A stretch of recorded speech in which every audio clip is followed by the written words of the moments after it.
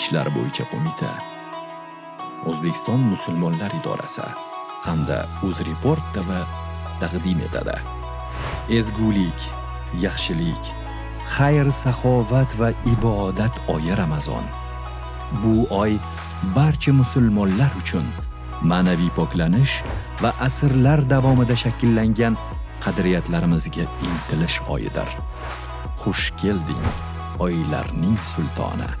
Ramazonning duolar mustajob bo'ladigan saharlik va iftorlik onlarida muborak oy suhbatlari ko'rsatuvi. Har kuni jonli efirda ma'rifiy suhbatlar va ilmiy savol-javoblardan bahra oling.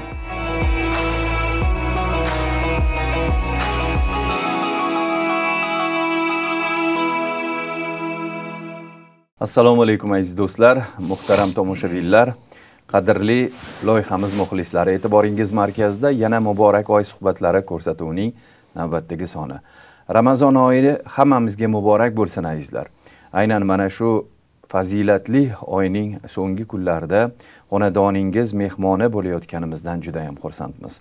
Bugun studiyamizning aziz mehmoni O'zbekiston musulmonlar idorasi raisining birinchi o'rinbosari Xomidjon domla Ishmatbekovlar. Assalomu alaykum domla. Va alaykum assalom. Xush kelibsiz. Ramazonni mana shu shukuhli kunlardan biri sizga muborak bo'lsin. Studiyamizda ko'rib turganimizdan xursandmiz. Bugun yana bir qiziqarli mavzu bor, suhbatga tayyorlab qo'yganimiz. Sir emaski, ayniqsa mana siz juda ham yaxshi bilasiz, ko'plab safarlarda bo'lganingizda, musulmon o'lkalarga borganingizda bevosita qayerdansiz degan savol berilsa, yurtdoshlarimizga O'zbekistondanman deb javob berganda, musulmon davlatida yashaydigan umuman ana shu yurt fuqarolari darhol Buxoriy yurtidanmisiz, Termiziy yurtidanmisiz deb javob qaytarishadi. Bu odamga bir g'urur bag'ishlaydi, chunki islom din sifatida mana 1,5 ming yil bo'lgan bo'lsa, shu vaqt ichida dinimiz uchun xizmat qilgan minglab olimlar yashab o'tishdi. Ularning soni juda ham ko'p, turli millat vakillari. Lekin alohida e'tirof etiladiganlari bu Buxoriy, Termiziy. Shulardan kelib chiqqan holatda albatta ko'rsatuvlarimizdan birini shu mavzuga bag'ishlasak deb qaror qildik. Ya'ni buyuk ajdodlarimiz ruhlariga ehtirom ko'rsatsak va Imom at-Termiziy haqida suhbatlashsak bugun. Marhamat. Bismillahirrohmanirrohim. Alhamdulillahi robbil alamin. Vassalatu vassalamu ala rasulihi Muhammadin va alihi va sahbihi ajma'in. Amma ba'd. Assalomu alaykum va rahmatullohi va barakatuh. Alloh taologa hamd va sanolarimiz, payg'ambarimiz Muhammad Mustafoga salovat va salomlarimiz bo'lsin. Amin. Alloh taolo mana shu Ramazon sharifda barchamizni qilayotgan duo iltijolarimizni o'z dargohida qabul aylasin. Amin. Haqiqatan biz yurtimiz ulamolar yurti. Ko'plab olimlar yetishib chiqqan, xoh u diniy sohada bo'lsin, xoh bu tabiiy, dunyoviy sohalarda bo'lsin, ko'plab ulamolar chiqqan yurt. Aynan bizning yurtimiz mana shunaqa o'zini ulamolari bilan tanilgan. Bizning yurtimizda ulamolar mana Buxoriy, Imom Buxoriy, Imom Termiziydek, Beruniy va Xorazmiydek, Ibn Sinodek, ya'ni har bir sohani eng yetuk kishilari bizdan chiqqan. Albatta bu biz uchun aytganingizdek katta bir faxr, g'urur. Mana shular qatorida Imom Termiziy, muhaddis Imom Termiziy. Asli Termiziylar juda ko'p. Mana hozir Termiz shahrida Hakim Termiziy degan zot ham borlar. U kishi ham bir jihatdan muhaddis desak ham bo'ladi. Ko'proq tasavvuf, mana shu sohada, mana shu diniy ilmlarni chuqur bilimdoni sifatida tanilgan zotlar. Va xosatan Imom Termiziy deganimizda biz albatta Abu Iso at-Termiziy, muhaddis Termiziyni o'sha sunan hadislari bilan, to'plami bilan, Sunan Termiziy bilan mashhur bo'lgan, ayniqsa o'sha hadislar mana rivoyat qilganda imom Ravohu Termiziy rivoyat qildi desa, aynan biz mana shu Termiziyni nazarda tutiladi. Demak, bugun mana shu zot haqida gapiradigan bo'lsak, bu kishi 209-hijriy sanada bizni melodiy hisob bilan 824, ba'zilar 825-yil tug'ilganlar deyishadi. Termiz shahrida, Termizdan taqriban bir 35-40 kilometr naridagi Bug' degan qishloq bo'lgan. O'sha paytda shu yerda tug'ilganlar. Hozir bu endi Surxondaryo viloyatini Sherobod tumani deyiladi. Mana shu hududda bu kishi tavallud topganlar. Ismlari shu Abu Iso, Muhammad ibn Iso ibn Zahhak As-Sulami, At-Termiziy, hatto Al-Dorir deb o'sha nisbatlariga qo'shiladi. Dorir degani ko'zi ojiz degani, ko'zi ko'r degani. Bu kishini ko'zlari amo bo'lgan. Albatta bu umrlarining oxirgi paytlarida o'sha roviylar aytadiki, juda ham Xudodan qo'rqqan, shunaqa bir taqvodor, parhezkor, doim Xudoni yodi bilan yashaydigan zot bo'lganlarki, shu Xudoni dan xavf qo'rqib shunaqa ko'p yig'laganlaridan bu ko'zlarini ko'r qilib qo'ygan deb aytiladi. Shuning uchun Dorir degan nisbat asosan bu kishida shu ismlari qatorida zikr qilingan. Albatta bu kishi yashagan davrlar mana juda ham ilm rivojlangan yurtimizda, har sohada, u xoh hadis bo'lsin, xoh fiqh bo'lsin, xoh tafsir bo'lsin yoki boshqa fanlarda bo'lsin, ilm juda ham rivojlangan bir davrda yashaganlar. Qolaversa bu Termiz, Samarqand, Buxoroni o'sha paytdagi ilm markazi bo'lgan Balx bilan bog'laydigan yo'l bo'lgan. Balx deganimiz bu endi Afg'oniston. Mana shuni o'rtasida bo'lganligi uchun bu Termiz ham juda ham ilm markaziga aylangan. Mana shunaqa bir ilm rivojlangan bir davrda tug'ilib, dunyoga kelib, bu kishi o'zlarini yurtlarida bir necha yil mana shu sohada ilm, hadis sohasida ilmlarini oshirib, qariyb 25 yoshlarida safarga chiqib ketadilar. Ya'ni ilm yo'liga, ilm safariga chiqib ketadilar. Bu ilm safarlari u kishini Nishopurdan boshlab Hijozgacha olib boradiki, demak, mana shu yo'llarda turli ulamolar bilan uchrashib, hadis to'plab, hadis jamlab, mana shu qariyb 20-25 yil umrlarini safarda o'tkazadilar, ilmiy safarda o'tkazadilar bu kishi. Bu kishini endi ulamolarning ta'riflari bo'yicha juda ham o'sha paytda, endi bir paytda bu kishi Buxoriy ham yashagan davrda Muslim ibn Hajjoj, bu yoqda yana Abu Davud Sijistoniy, ya'ni o'sha Sihoh sitta deymiz, 6 ta eng ishonchli hadis to'plamlarini yozgan zotlarning ko'pchiligi bilan zamondosh bo'lganlar va ko'rishganlar o'shalar bilan. Ya'ni shunda shular bilan ko'rishib, o'sha davrda yashagan bir paytda, demak, o'shalarning darajasiga chiqqan kishi bo'lganlarda. Ulamolar ta'rif qilishadiki, mana Imom Buxoriydan keyin Imom Buxoriy o'zidan eng ilmlik, eng taqvolik, hadis ilmida bilimdon bo'lgan Imom Termiziydan boshqasini qoldirib ketmadilar degan shunaqa bir ta'rif berilgan. Ya'ni Imom Buxoriydan keyin o'rin bosar sifatida u kishiga tengi bo'lmagan, u teng keladigan hech kim qolmagan, mana shu Termiziy, Imom Abu Iso qolganlar degan ta'riflarni berishgan. Ya'ni shu darajada bu kishi juda ham bu sohani yetuk mutaxassis bo'lganlar. Imom Termiziyni endi o'ziga xos jihatlari bor-da. Imom Termiziy, mana Imom Buxoriy deymiz, u Qur'oni Karimdan keyingi eng ishonchli hadis to'plami deymiz. Xo'p, bu Imom Termiziyni sunanlari nimasi bilan farq qiladi deganda, bunga ham ulamolar shunday bir ta'rif berishganda, aytadilarki, bu Imom Buxoriy, Imom Muslimni sahihlari go'yoki hozir bizni tilimizda aytgandek akademik darajadagi, mana shu sohani kishilariga yozilgan kitob. Ya'ni muhaddislar uchun, hadis ilmini juda ham bilimdoni bo'lgan kishilar uchun, haqiqatan ana shunday bilimdon kishilar o'rgansa, bu Sahih Buxoriydagi hadislarni, Sahih Muslimdagi hadislarni o'rgansa, ularni o'sha nima deydi sanadlari deymiz, roviylarni nuqtai nazardan o'rganib chiqqanda haqiqatdan juda ham tan beradigan darajada ishonchliligi o'sha payg'ambar alayhissalotu vassalomga yetib boradigan silsilani juda ham aniq tiniq roviylar hammasi bir-biri bilan bir zamonda yashagan, bir-birini hattoki ko'rgan, uchrashganligini ko'rib, mana shu olimlar bunga shu jihatdan ular uchun muhim qo'llanma bo'lsa, Imom Termiziyniki asosan matniga e'tibor berilgan, hadisni matni.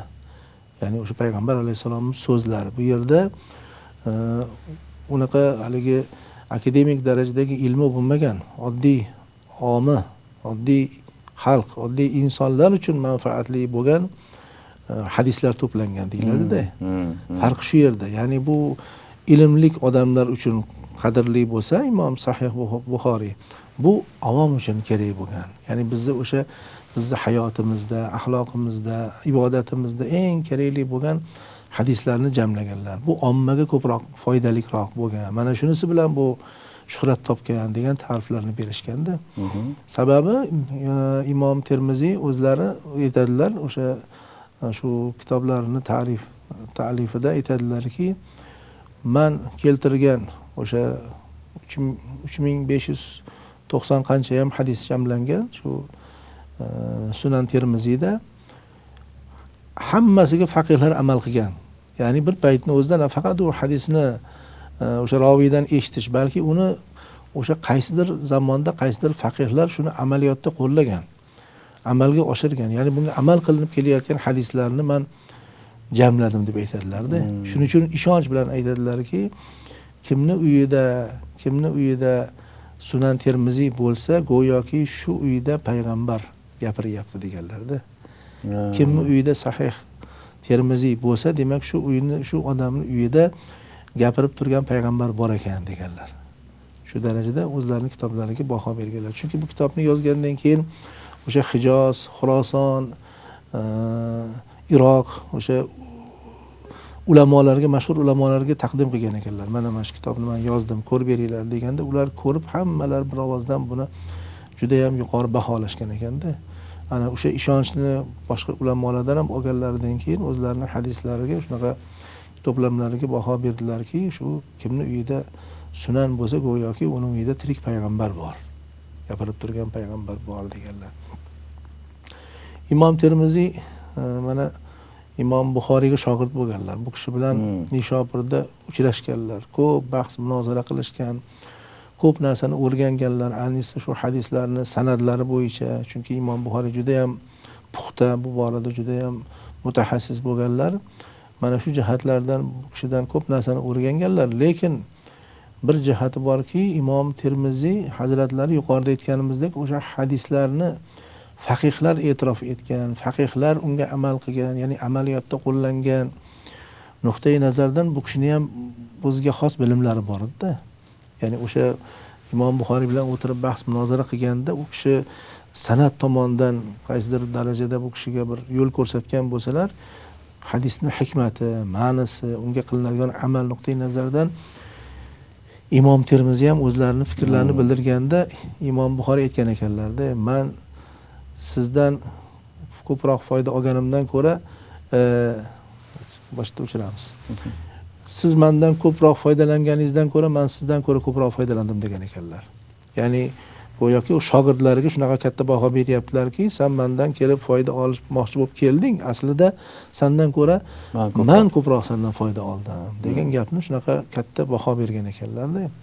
Shu Imom Buxoriy bilan 250-yilda deyiladi, o'sha hijriyda o'sha Nishopurda uchrashib, shu yerda bir necha yil birga bo'lib, shogird bo'lib, ana shundan keyin shu hadislar haqida juda ham mana shu sahih hadislar to'plash borasidagi ilhom kelib, ana shundan keyin yozganlar o'zi. Termiziy, Imom Sunan Termiziy kitobini o'sha sabab bo'lgan, Imom Buxoriy bilan bo'lgan uchrashuvlari va mana shu to'plamni yozishga demak sabab bo'lgan. Albatta Imom Termiziy o'z davrining eng yetuk shayxlardan, ya'ni muhaddislardan dars olganlar, hattoki o'sha Imom Buxoriyni ustozlaridan ham bu kishi bevosita dars olganlar. Nafaqat Imom Buxoriy ustozlik qilganlar, balki Imom Buxoriyning ustozlari ham demak Imom Termiziy hadislar rivoyat qilganlar, u kishi bilan shogird bo'lganlar. Va shu bilan bir qatorda endi bu kishi ham bir yetuk olim bo'lgandan keyin ko'plab shogirdlariga yetishib chiqqan. Demak, bu kishining ishini davom ettiradigan shogirdlar ko'plab yetishib chiqqan o'sha davrda. Imom Termiziy hazratlari mana shu bu kishini haqida shundan shogird dars olib, kitoblarga baho bergan ulamolar ko'p gaplarni, yaxshi gaplarni gapirib qolishganda Imom Termiziy haqlarida bu kishini nafaqat ilmi, hadis borasidagi ilmi, balki bu kishini o'sha taqvosi, qolaversa fiqh, hadisni to'g'ri tushunishligi borasida bu kishiga yetadigan hech kim bo'lmagan degan gaplar aytilgan. Ya'ni o'zini zamonida nuqtai nazaridan bu kishiga yetadigan hech kim bo'lmagan deyilgan. Hattoki mana kitoblarda keladi, lekin afsuski bizgacha ko'p kitoblar yetib kelmagan. Fiqh borasida ham bu kishini kitoblari bo'lgan. Faqat muhaddis bo'lganlar. Chunki bu kishi o'sha Abdulloh ibn Muborak Marvaziy, mana Hanafiy Imom Azamning shogirdlari. Mana shu kishini kitoblarini o'qib, mana shu kitobda izdosh bo'lib, ta'sirlanib, o'sha Hanafiy fiqh borasida ham kitob yozganlar, lekin bizgacha yetib kelmagan degan gaplar bordi. Ya'ni bu kishini ilmlari serqirra bo'lgan. Nafaqat hadis, balki fiqh borasida ham. Shuning uchun ham o'sha hadis to'plaganda ko'proq shu amaliyotda qo'llaniladigan, shu paytgacha faqihlar e'tirof etgan, buni amalga oshirgan hadislarni to'plashga, shu asarlariga, sunan asarlariga eng ishonchli hadislar to'plamini kiritishga harakat qilganlar. Lekin Imom Termiziy bundan ham boshqa mashhur qilgan, u kishini mashhur qilgan va hozirgacha qadrlab kelinayotgan ko'plab kitoblari bo'lgan. Misol uchun Shamoili Muhammadiya yoki Shamoil Nabaviyya deyiladi. Ya'ni bu asosan payg'ambarimiz alayhissalatu vassalomni surat va siratlariga atalgan kitob. Ya'ni payg'ambar alayhissalomni suratan tuzilishlari, bo'ybaslari, rangi-ro'ylari, soch, yuz va boshqa qanday bo'lgan, nima bo'lgan, mana shular haqida qariyb 400 ga yaqin, 300 dan oshiq hadislarni jamlagan kitoblari bor. Bu bizning yurtimizda ham bir necha marta chop etilgan. Tarjima qilib ham chop etilgan bu kitoblar, ya'ni shu darajada mashhur. Payg'ambarimiz alayhissalatu vassalomni mana shunaqa sifatlarini bayon qilgan kitob bo'lgan kitoblardan. Bu boshqa yana sahih hadis ilmiga oid bo'lgan, misol uchun hadisdagi illatlar deyiladi, o'sha roviylarning illati. Ya'ni shunaqa bu kitoblar o'z-o'zidan yozilmaydi-da. Chunki bu Imom Termiziyning davriga kelib, mana Imom Buxoriyning davridan boshlab hadislarga tanqidiy nuqtai nazar bilan qarash boshlangan. Misol uchun Imom Buxoriygacha o'sha payg'ambar alayhisolatu vassalom vafotlaridan keyin hadislar to'planish boshlandi-da. Payg'ambar alayhisalom tiriklik vaqtlarida hadislar yozilmadi. Qur'on yozilib yurildi. Qur'on oyatlarini toshga, har xil terilarga yozib yurildi-da. Payg'ambar alayhisalomdan keyin buni jamlashga to'g'ri keldi. Lekin o'sha Rasulullohning davrlarida hadis yozilmas edi. Hammani o'zini zehnida saqlab qolgan edi sahobalar. Ana oradan bir asr o'tdi qariyb. Mana Imom Malik ibn Anas Madinada yashab o'tdilar, mazhab boshi. Mana bular o'sha Madinada yashayotgan sahobalardan olgan hadislarni to'plab mana Muvatta degan kitoblari bor. Yoki ulardan keyin o'tgan Imom Shofiiylar, Imom Shofiiy bu ham mazhabning boshlig'i. 150-yilda tug'ilgan bo'lsalar, demak 2-asrlik kishisi. Mana bular ham o'z davrida hadis to'plagan, musnadlari bor. Ya'ni bular o'sha Misrga, Shomga, Iroqqa ko'chib ketgan sahobalarni endi og'izlaridan bular payg'ambar alayhisolamning hadislarini terib olishga to'g'ri keldi, kitobga kiritishga to'g'ri keldi. Zamon taqozo qildi. Ya'ni qayerda hadis bo'lsa, kimda hadis bo'lsa, shuni kitobga yozib jamlay boshlashdi. Lekin endi bu yog'iga 3-asrga o'tgandan keyin mana Imom Buxoriy, Imom Termiziyni davriga kelgandan keyin hadislar aralashib ketdi. Shunaqa bir davr bo'ldiki, odamlar atilabdan hadis to'qidi. Ya'ni yolg'on, Payg'ambar sollallohu alayhi vasallam aytmagan hadislarni odamlar to'qiy boshladi. Chunki sahobalar o'tib ketdi, kerak bo'lsa tobiinlar ham o'tib ketdi. Uni isbotlaydigan, surishtiradigan joyi yo'q. Endi o'shalarning nomidan falonchi rivoyat qilgan, falonchidan eshitgan, falonchi payg'ambar alayhisalomdan eshitgan deb endi 2-3-asrdagi odamlar o'sha sahobalarning nomidan, tobiinlarning nomidan to'qib payg'ambar alayhisalom ham deydiganlar degan hadislar mavzu deydi buni otini, to'qima hadislar chiqib ketdi. Ana endi keyingi 3-avlod mana shu Imom Buxoriy, Imom Termiziy, mana shu Sihoh Sitta deymiz. Nima uchun Sihoh Sitta? 6 ta sahih deb nimasi bilan bular sahih degan nomni oldi desak, endi bular o'sha mavzu bo'lgan, to'qima bo'lgan hadislarni topib chiqarib tashlab, bu hadis emas. Mana haqiqiy payg'ambar alayhisalomdan ishonchlik biz payg'ambar alayhisalom aytdilar deb ishonib ayta oladigan hadislar deb o'sha roviylarini endi o'rganib, unga tanqidiy nuqtai nazardan baho berib o'rganish davri keldi. Shuning uchun mana Imom Buxoriyning hadislarini sahih hadis deymiz. Ya'ni faqatgina o'sha haqiqatdan shu hadislar bor ekanligini isbotlab berdilar, bu kishi sahih. Lekin Imom Termiziy nima qildilar deydigan bo'lsak, bu kishi nafaqat uni toifaga ajratdilar. Sahih hadis ham bor. Lekin hasan hadis ham bor. Misol uchun g'arib hadislar ham bor. Ya'ni bu o'sha hadis fanining o'zini istilohlarida qaysidir shartlarga ko'ra qaysidir hadis sahih bo'lsa, qaysinisi hasan deydi. Hasan degan undan quyiroq. Lekin Imom Termiziy shunday bir atama qo'shdilarki, hasan sahih, ham hasan ham sahih. Ya'ni kerak bo'lsa sahihlikdan ham quvvatroq degan ma'noni beradigan bir atamani kiritdilar. Shuni jihati bilan bu kishini o'sha Sunan Termiziy kitoblarida shu hadislar ham kirdi. Ya'ni bu ham ishonchli hadis. U Imom Buxoriynikida bo'lsa faqatgina sahih bo'ldi, ishonchli bo'ldi-yu, qolgan hadis hammasi ishonchsiz ekanmi degan fikr paydo bo'lmasligi uchun yo'q. Imom Buxoriy qaysidir shartga asosan qildilar, lekin bundan boshqa hadislar ham bor. Payg'ambar alayhisalomdan kelgan, ishonsak bo'ladi degan ma'noda ana bu kishi yana bir darajadagi hadislarni to'pladilar-da. Ya'ni bu yerda endi bu kishilarning xizmati shu bo'ldiki, o'sha payg'ambar alayhisalomdan kelgan hadislarni haqiqatdan hadis ekanligini isbotlash. Faqat uni darajasiga qarab, qaysinisi haqiqatdan o'sha Imom Buxoriyning sharti asosida bo'ldi yoki unga shartiga to'g'ri kelmasa ham bu hadislarni biz ishonchlik deb amaliyotda qo'llanishimiz mumkin bo'lgan. Eng muhimi bu to'qima emas. Ya'ni bu yolg'on hadis emas, bor hadis deb mana bular o'sha hadislarni go'yoki bizga doirasini kengaytirib berdi-da. Agar bitta o'sha Imom Buxoriyning hadis bilan, kitob bilan qolib ketgan bo'lganda, unda juda ham kam bo'lib qolardi. Sahih hadis deganimizda o'sha 7000 ta hadisni o'zi bu Imom Buxoriy aytganlar, men 200 mingta zaif, 100 mingta sahih hadisdan tanlab oldim deganlar. Ya'ni 300 mingta hadisning ichidan 7000 tasini olsalarda qolgani endi keraksiz, misol uchun ishonchsiz degan fikr paydo bo'lish kerak emas-da. Mana Imom Termiziylar xizmat qildilarki, yo'q, boshqa hadislar ham bor. Chunki bu kishi o'sha hadislarni boyaga aytganimizdek hayotga tatbiq bo'lgan, shu paytgacha amal qilib kelgan. Faqihlar ayniqsa biror bir masalani bayon qilishlikda o'sha hadislarga suyangan. Lekin u hadis Imom Buxoriyni to'plamiga kirmagan.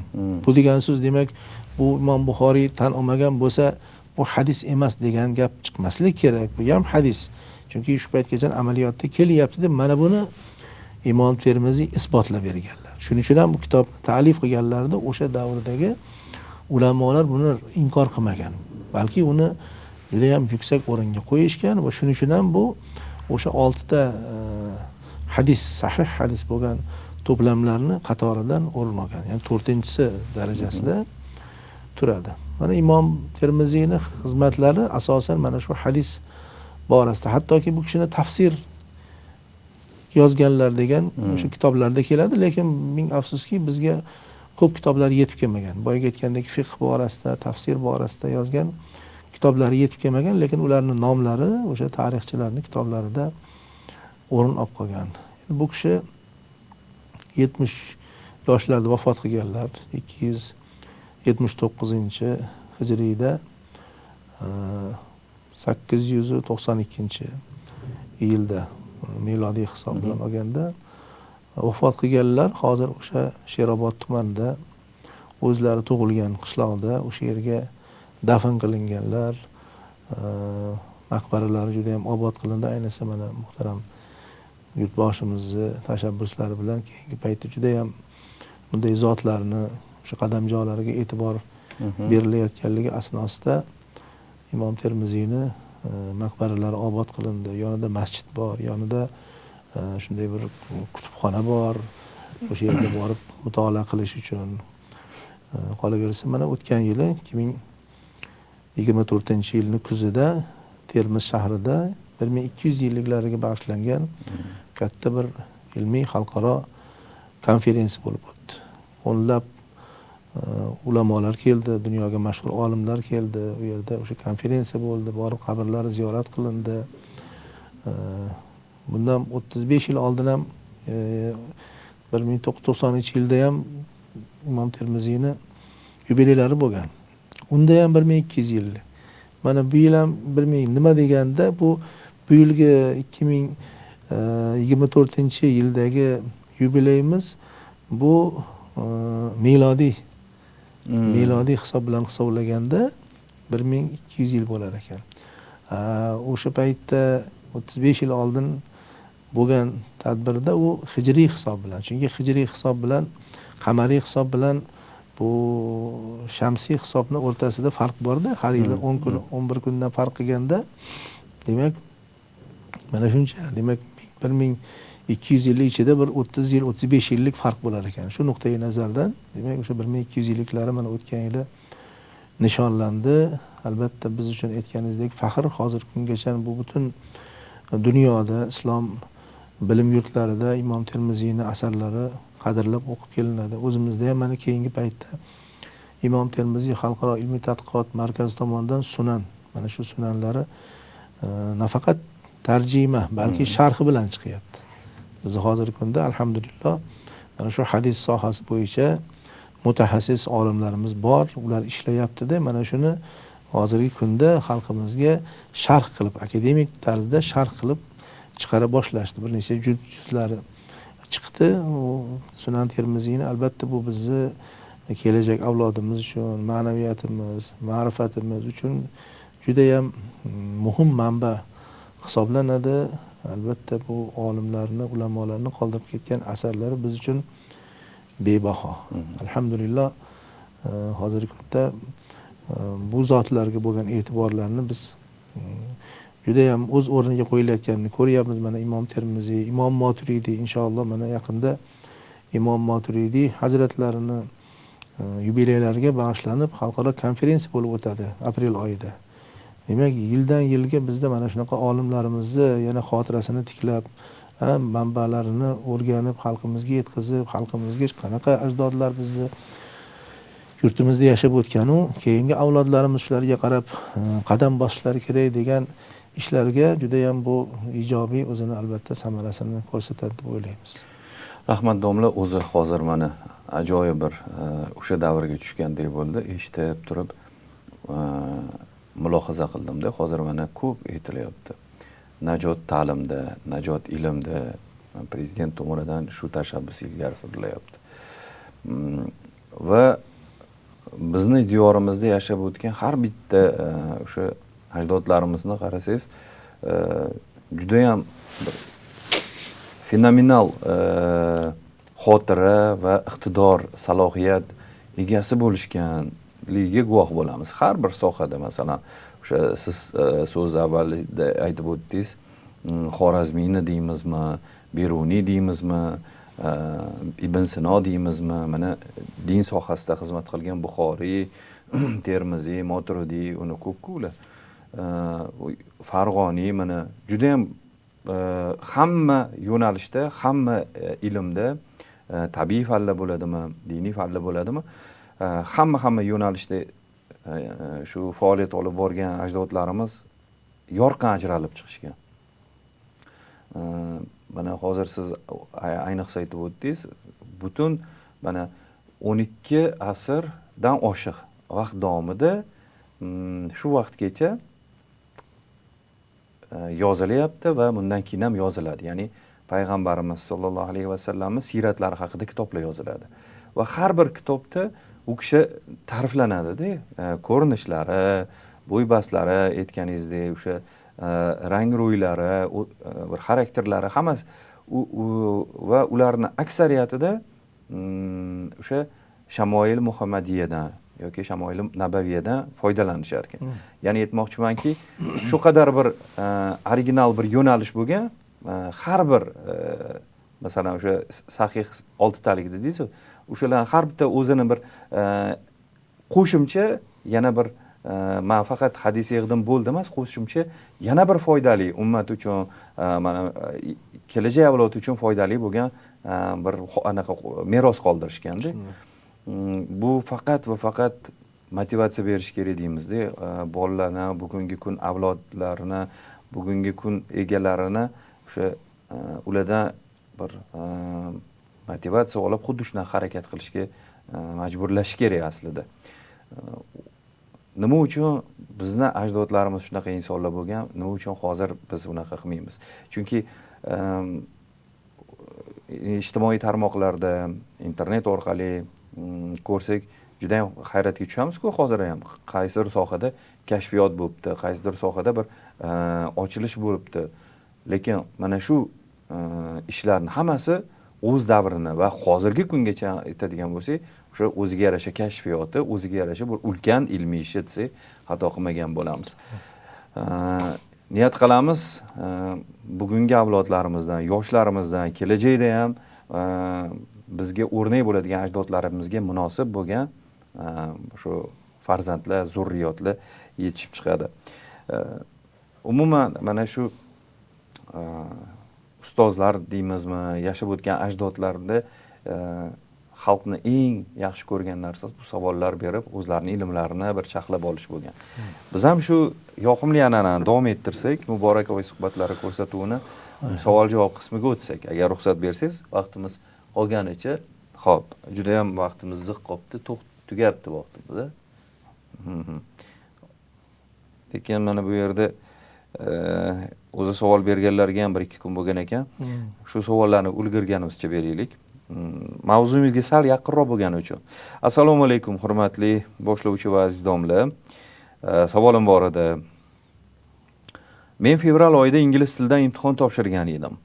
Imtihonim javoblari shu kunlarda chiqishi kutilmoqda. Shuning uchun Ramazon oyi kechalari bilan uxlamasdan Alloh taolodan yaxshi natijalarni so'ramoqchiman. Bunaqa qilsam bo'ladimi? Ya'ni imtihon natijalarini o'zi Allohdan so'rash bormi degan savol beribdilar. Ya'ni shu zehndami, ilmdami?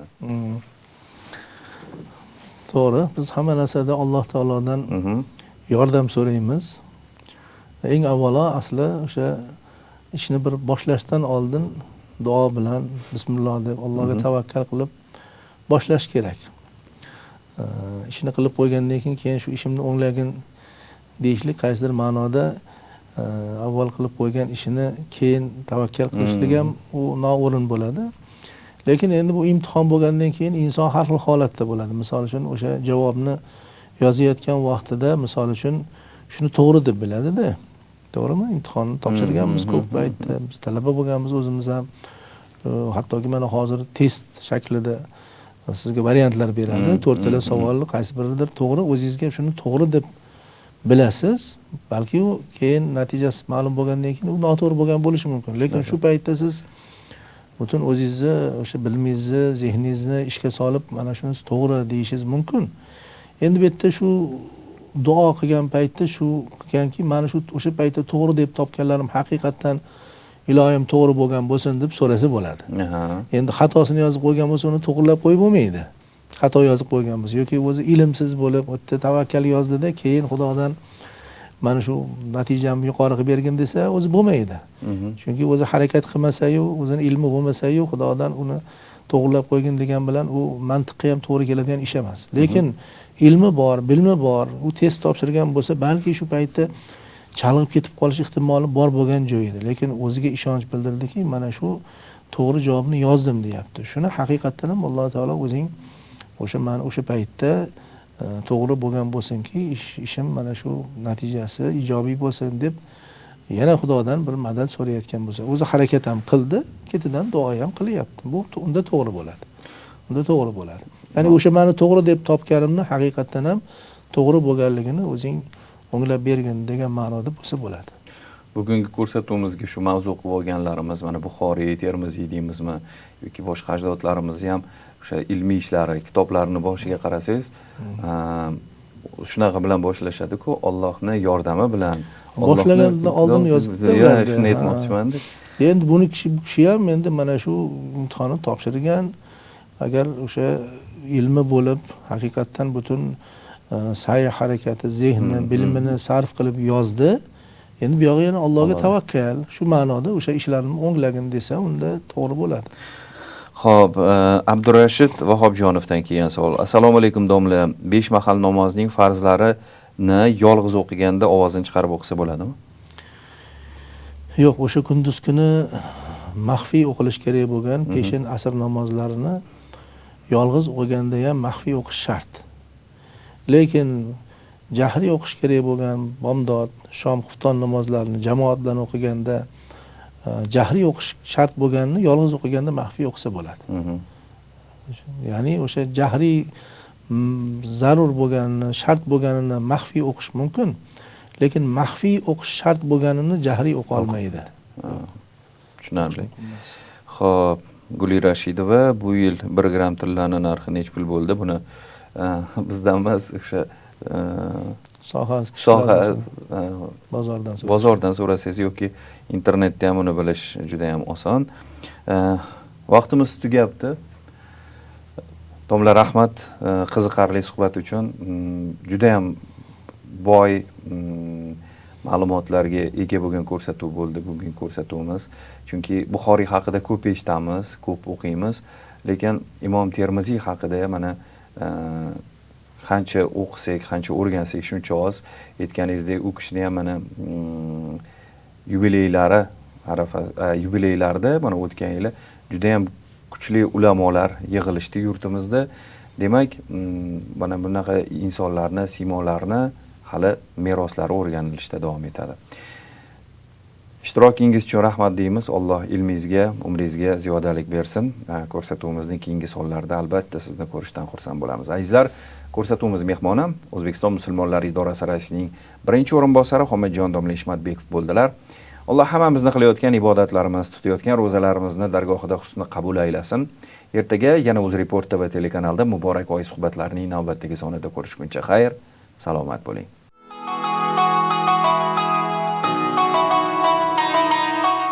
Din ishlari bo'yicha qo'mita, O'zbekiston musulmonlar idorasi hamda UzReport TV taqdim etadi. Ezgulik, yaxshilik, xayr, saxovat va ibodat oyi Ramazon. Bu oy barcha musulmonlar uchun ma'naviy poklanish va asrlar davomida shakllangan qadriyatlarimizga intilish oyidir. Xush kelding, oylarning sultoni. Ramazonning duolar mustajob bo'ladigan saharlik va iftorlik onlarida muborak oy suhbatlari ko'rsatuvi. Har kuni jonli efirda ma'rifiy suhbatlar va ilmiy savol-javoblardan bahra oling.